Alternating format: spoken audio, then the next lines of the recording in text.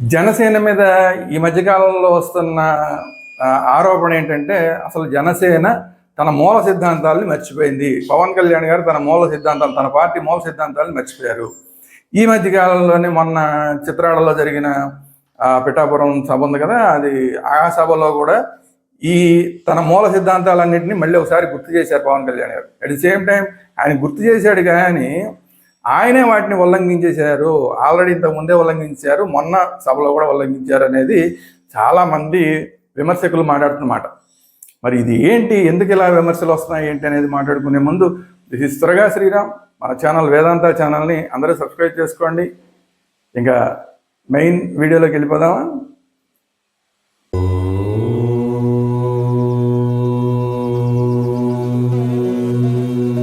So అసలు ఎందుకని మూల సిద్ధాంతాలు మర్చిపోయారు అని అందరూ అంటున్నారు అన్న దాని గురించి మాట్లాడుకునే ముందు అసలు వీళ్ళ మూల సిద్ధాంతాలు ఏంటి, జనసేన మూల సిద్ధాంతాలు ఏంటి అనేది ఒకసారి చూద్దాం. ఒకటి, కులాలను కలిపి ఉంచే ఆలోచన విధానం. దాని తర్వాత మతాల ప్రస్తావన లేని రాజకీయం, భాషలను గౌరవించే సంప్రదాయం, సంస్కృతులను కాపాడే సమాజం, ప్రాంతీయతను విస్మరించని జాతీయవాదం, అవినీతిపై రాజీ లేని పోరాటం, పర్యావరణాన్ని పరిరక్షించే అభివృద్ధి ప్రస్థానం. ఇవి 7 ఉన్నాయి. మళ్ళీ ఇందులో ఫస్ట్ నుంచి వద్దాం. కులాలను కలిపి ఉంచే ఆలోచన విధానం అని మొదటి పెట్టారు. అసలు వీళ్ళ పార్టీనే కాపుల పార్టీ. ఇది ఫస్ట్ విమర్శకులు జనసేన మీద చేసే ఆరోపణ ఏంటంటే అసలు ఇది పార్టీనే కాపుల పార్టీ. ఎందుకయ్యా అంటే మెజారిటీ దీంట్లో ఉన్న వాళ్ళందరూ కాపులే ఉన్నారు. దీనికి సపోర్ట్ చేసేవాళ్ళు మెజారిటీ కాపులే ఉన్నారు. దీనిలో మెంబర్షిప్ ఉన్నవాళ్ళు మెజారిటీ కాపులే ఉన్నారు. అసలు అంతెందుకు, మొన్న ఎమ్మెల్యే టికెట్ ఇచ్చిన వాళ్ళలో కూడా మెజారిటీ కాపులే ఉన్నారు. ఇంకా అసలు వాళ్ళ స్పోక్స్ పర్సన్స్లో కూడా ఆల్మోస్ట్ ఒక్క రాయపాటారని తప్ప ఆల్మోస్ట్ మిగతా వాళ్ళందరూ కాపులే ఉన్నారు. ఇది విమర్శ. వాస్తవంగా కూడా ఇవన్నీ కూడా కాదంటానికి ఏమైనా అవకాశం ఉందా అంటే కాదంటానికి అవకాశం లేదు. అది సహజంగా జరిగిపోయింది. మరి అలా జరిగిపోయింది. వాళ్ళకి ఉన్నదే వాళ్ళు సపోర్ట్ చేస్తున్నారు. ఇంక ఎవరు సపోర్ట్ చేసి పక్కన వాళ్ళు అమ్మారో లేకపోతే మిగతా వాళ్ళు వేరే వాళ్ళు సపోర్ట్ చేయకపోతే వాళ్ళు ఏం చేస్తారు? ఎవరు సపోర్ట్ చేస్తే ముందు వాళ్ళ సపోర్ట్ తీసుకోవాలి కదా. సో కాపులు సపోర్ట్ చేశారు. లాస్ట్ టైం అది కూడా చేయలేదు. కాపులు కూడా విడిపోయారు లాస్ట్ టైం. ఈసారి ఏంటి, కాపులు లేదు, మన వాళ్ళు ఎవరో ఒకళ్ళు ముఖ్యమంత్రి ఉప ముఖ్యమంత్రి ఏదో మన వాళ్ళు ఉండాలి, మన ఐకాన్ లాగా పవన్ కళ్యాణ్ గారు ఉన్నారు, సో అలాంటి వాడిని మనం సపోర్ట్ చేయాలని చెప్పి కాపులందరూ సపోర్ట్ చేశారు. మిగతా వాళ్ళందరూ సపోర్ట్ చేస్తే పవన్ కళ్యాణ్ గారు ఏమైనా వద్దన్నారా? వద్దనలేదు కదా. కానీ అదే బ్రాండ్ని నిలబెట్టుకునే వాళ్ళు ఏదైతే విమర్శకులు ఆ బ్రాండ్ని వేస్తున్నారో అదే బ్రాండ్ని కంటిన్యూ చేసే విధంగానే పరిస్థితులన్నీ వస్తున్నాయి. ఎందుకంటే ఉన్నాళ్ళల్లోనే సెలెక్ట్ చేసుకోవాలి కాబట్టి ఆ ఉన్నాళ్ళల్లో ఆ కాపులు వీళ్ళకు బలం ఉన్నది కూడా ఎక్కడుంది? ఎక్కువగా ఉత్తరాంధ్రలో, సరే ఎక్కువగా ఇంకా గట్టిగా చెప్పాలంటే గోదావరి జిల్లాలో ఉంది. గోదావరి జిల్లాలో మెజారిటీ కాపులే వీళ్ళు సపోర్ట్ చేస్తున్నారు. వీళ్ళు క్యాండిడేట్ గెలవాలంటే కాపుల క్యాండిడేట్ ఉంటేనే గెలుస్తారు. అందుకని కాపుల క్యాండిడేట్లకి ఎక్కువ ఇచ్చారు. సరే ఒకళ్ళిద్దరు అక్కడక్కడ ఉన్నారనుకోండి, నరసాపురం నుంచి ఒక మత్స్యకారులకు ఇచ్చారు, అట్లా అక్కడక్కడ ఇచ్చారు. కానీ మెజారిటీ కాపులే ఉన్నారు. ఉత్తరాంధ్రలో ఒక బ్రాహ్మణ్ లేడీ అంటే బాగా డబ్బు ఉన్నాడు అనుకోండి, సరే ఏదో ఎనివే ఆవిడకి ఇచ్చారు, ఆవిడ కూడా గెలిచింది. కానీ మిగతా వాళ్ళందరూ మెజారిటీ అందరూ కూడా కాపులే ఉన్నారు. అది కనబడుతుంది, ఆన్ పేపర్ కనబడుతుంది. వాళ్ళు ఇచ్చిన టికెట్లు అలాగే ఇచ్చారు, గెలిచిన వాళ్ళు అలాగే గెలిచారు. 100% స్ట్రైక్ రేట్ కదా, ఇచ్చిన వాళ్ళందరూ గెలిచేశారు. సో స్పోక్స్ పర్సన్ కూడా ఆల్రెడీ కనబడుతున్నారు. వాళ్ళు ఏంటి, వాళ్ళ క్యాస్ట్ ఏంటి అందరూ కనబడుతున్నారు. ఎక్కువ మంది కాపులే ఉన్నారు. ఎక్కువ మంది కాదు, మెజారిటీ ఏంటి, ఇంకా ఒక రాయపాటి అరుణ ఒకటే అనుకుంటా, మిగతా అందరూ కాపులే ఉన్నారు. అది కాకుండా కొన్ని మంత్రివర్గంలో ఎవరెవరు ఉన్నారా అంటే, మంత్రివర్గంలో ఇప్పుడు పవన్ కళ్యాణ్ గారు ఉన్నారు, కాపు. తర్వాత ఇంకొక ఆయన గోదావరి జిల్లా నుంచి ఆయన కందులు దుర్గేష్ ఉన్నాడు, ఆయన కాపే. తర్వాత ఇంకా ఈయన మాత్రం ఇంకా కమ్మారు ఉన్నారు. ఇది మన నాదెండ్ల మనోహర్ గారు, ఆయన మాత్రం కమ్మ. ఇప్పుడు రాబోయేది మళ్ళీ నాగబాబు గారు మంత్రిగా పోతున్నాడు, ఆయన కూడా కాపే. ఇక్కడ కూడా ఏమైంది, మెజారిటీ కాపులే మంత్రులుగా కూడా ఉంటున్నారు. అది పరిస్థితి. సో తర్వాత మతాల ప్రస్తావన లేని రాజకీయం, ఇది రెండోది. మతాల ప్రస్తావన లేని రాజకీయం అని చెప్పి పార్టీ పెట్టి ఈయనేమో నేను అన్కాంప్రమైజ్డ్, నేను సనాతని అని చెప్పి మాట్లాడుతున్నారు. అసలు సనాతన ధర్మం జోలికి ఎవరన్నా వస్తే ఊరుకోనని చెప్తున్నారు. సనాతన ధర్మం కోసం నేను ప్రాణాలు ఇవ్వడానికైనా సిద్ధం అంటున్నారు. ఓ పక్క సెక్యులరిజం అంటూనే సనాతన ధర్మం మీద ఎక్కువ ఫోకస్ చేస్తున్నారు. సనాతన ధర్మానికి సంబంధించిన ఏదైనా జరిగితే మాత్రం దాని మీద బాగా గట్టిగా మాట్లాడుతున్నారు, మిగతా ఏం మాట్లాడలేదు. అంటే ఆయన పేరుకైతే మతాల ప్రస్తావన లేని రాజకీయం అని చెప్పి ఆయనే మతాన్ని మామూలుగా రుద్దుకోవట్లేదు. ఆయన మళ్ళీ డ్రెస్సులు కూడా అలాగే వేసుకుంటున్నారు. ఆ డ్రెస్సులు కూడా సనాతన ధర్మానికి సంబంధించిన కాషాయమో ఎరుపో ఇలాంటివన్నీ వేసుకుని ఎప్పుడు ఆ పూజలు పునస్కారాలు చేసుకుని తిరుగుతున్నాడు. మరి ఇదేంటి, ఆయన పెట్టుకున్న రూల్ని ఆయనే ఉల్లంఘిస్తున్నాడు కదా అనేది ఇంకో విమర్శ.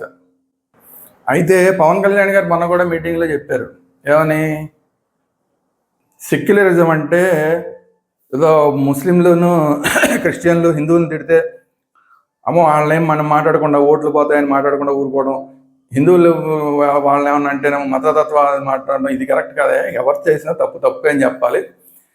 నేను తిరుపతి లడ్డు విషయంలో తప్పు జరిగింది కాబట్టి తప్పు అని చెప్పాను.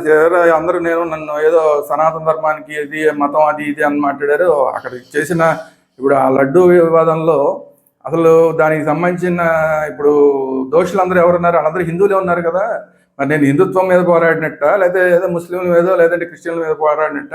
సమాధానం చెప్పండి అని అడిగాడు. దాని సమాధానం చెప్పండి. మరి దాని సమాధానం చెప్పట్లేదు. మరి పైగా వాళ్ళ మిస్సెస్సే ఆవిడ క్రిస్టియన్. ఆయన అంత మతతత్వవాది అయితే కనుక క్రిస్టియన్ ఎందుకు చేసుకున్నాడు? ఆయనకి ఆ భార్యతో కలిసి చర్చిలకు కూడా వెళ్తాడు. ఆ ఫోటోలు కూడా అందరూ చూస్తూనే ఉంటారు. మరి ఆయన చర్చిలకు వెళ్తున్నాడు కదా, ఇంకా మతతత్వవాది ఏంటి? సో ఆయన ధర్మాన్ని ఆయన పాటిస్తున్నాడు, ఆయన ధర్మాన్ని ఆయన రక్షించుకుంటున్నాడు. ఇప్పుడు ముస్లింలు వాళ్ళ ధర్మాన్ని పాటిస్తారు, వాళ్ళ ధర్మాన్ని రక్షించుకునే ప్రయత్నం చేస్తారు. అలాగే క్రిస్టియన్స్ వాళ్ళ ధర్మాన్ని కాపాడుకుంటారు, వాళ్ళ ధర్మాన్ని ఆచరిస్తారు. At the same time Pavan Kalyan గారు హిందువు కాబట్టి హిందూ ధర్మాన్ని ఆచరిస్తాడు, పూజలు పునస్కారాలు చేస్తాడు, యజ్ఞాలు యాగాలు చేస్తాడు. ఆయన హిందువు కాబట్టి చేస్తాడు, తప్పేంటి దాంట్లో? హిందూ ధర్మాన్ని రక్షించడానికి ప్రయత్నం చేస్తాడు ఒక నికార్సైన హిందువుగా. దాంట్లో తప్పేంటి? హిందుత్వం మీద ఎవరన్నా దాడి చేస్తే ఆయన ఎదురు మాట్లాడతాడు, తప్పేంటి?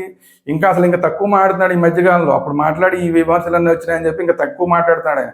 ఎందుకంటే ఇంకా గట్టిగా మాట్లాడాలంటే అసలు మొన్న ఈ అదేంటి కాశీనారాయణ క్షేత్రం జ్యోతి క్షేత్రంలో వచ్చిన వివాదం మీద ముందు ఆయన మాట్లాడాలి. ఎందుకంటే ఆయనకు సంబంధించిన మంత్రికి, ఆయన అటవీ శాఖ మంత్రిగా ఉన్నాడు, అటవీ శాఖ అధికారులు వెళ్ళి అక్కడ కొట్టేశారు. ఆయన మాట్లాడాలి. ఇంకా మాట్లాడలేదని హిందువులు ఇంకా ఆయన మీద కోపం తెచ్చుకుంటున్నారు. ఇప్పుడు నువ్వేమో సనాతన ధర్మం అంటావు, పక్కన కాశీనారాయణ క్షేత్రంలో జ్యోతి క్షేత్రంలో నీ మంత్రివర్గానికి సంబంధించిన అటవీ శాఖ వాళ్ళే కొట్టేస్తుంటే ఏం చేస్తున్నావు? నువ్వేం మాట్లాడలేదు ఇప్పటిదాకా.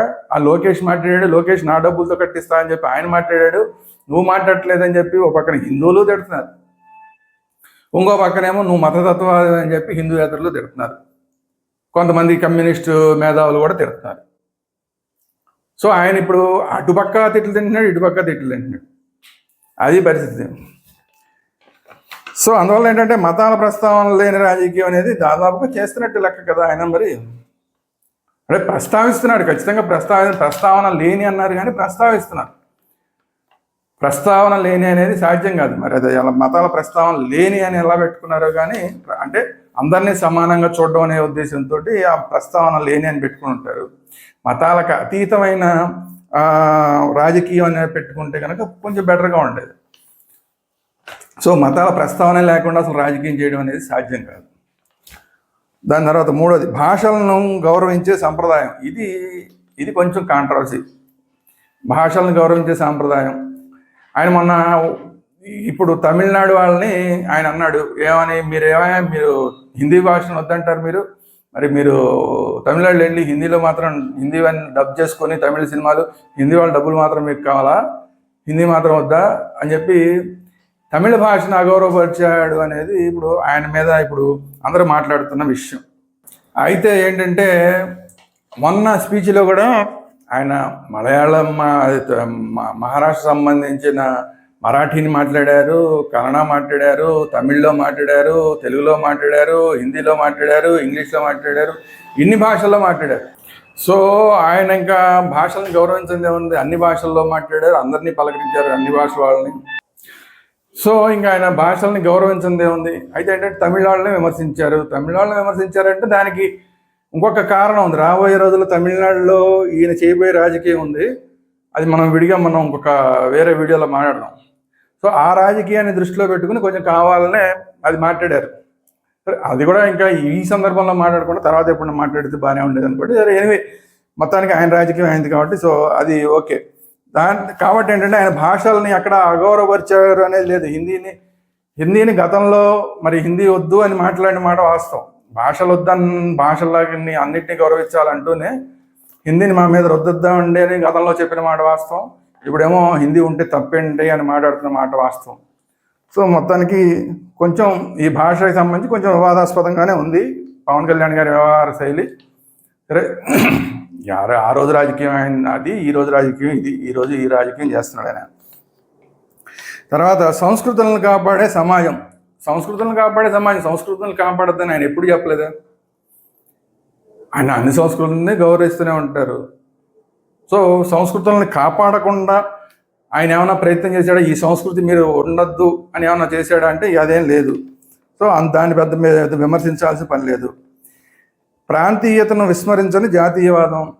ఎస్, ఆయన ఇప్పటికీ ప్రతిరోజు జై హింద్ అని అంటాడు.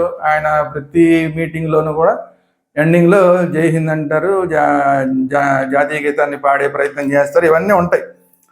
So at the same time ప్రాంతీయతను ఎక్కడ విస్మరించారు ఆయన?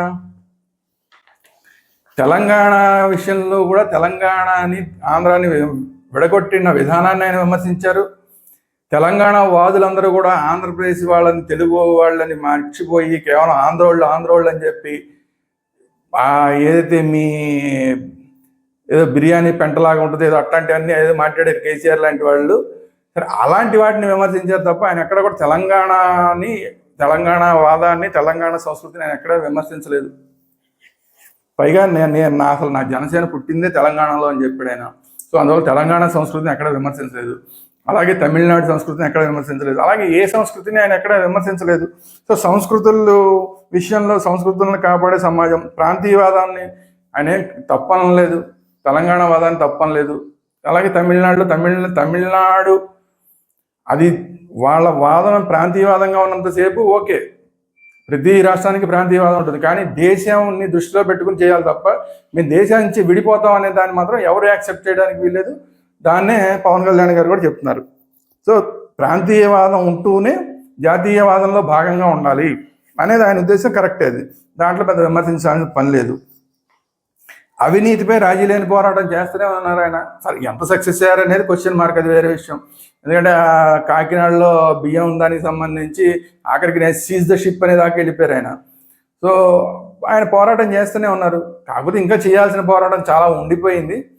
ఆయన మంత్రివర్గానికి సంబంధించినవి అనేకం, ఇంకా పెద్దిరెడ్డి రామచంద్రారెడ్డి మీద చర్యలు తీసుకోవాలి, ఇప్పటిదాకా తీసుకోలేకపోయారు. మరి అధికారులు ఈయనకి సహకరిస్తున్నారా సహకరించట్లేదా ఏంటనేది తెలియదు. అలాగే ఈ పోలీస్ అధికారుల మీద కూడా ఆయన చాలాసార్లు సీరియస్ అయ్యారు. నేను పోలీసు కొడుకుని, పోలీసులు అంటే నాకు గౌరవం అని చెప్తున్నా. ఎవరైతే అవినీతి పోలీస్ అధికారులు ఉంటారో వాళ్ళని సరిగ్గా ఉండమని చాలాసార్లు హెచ్చరించారు. ఈవెన్ సరిగా పనిచేయట్లేదని చెప్పి హోమ్ మినిస్టర్కి సంబంధించి కూడా మాట్లాడారు.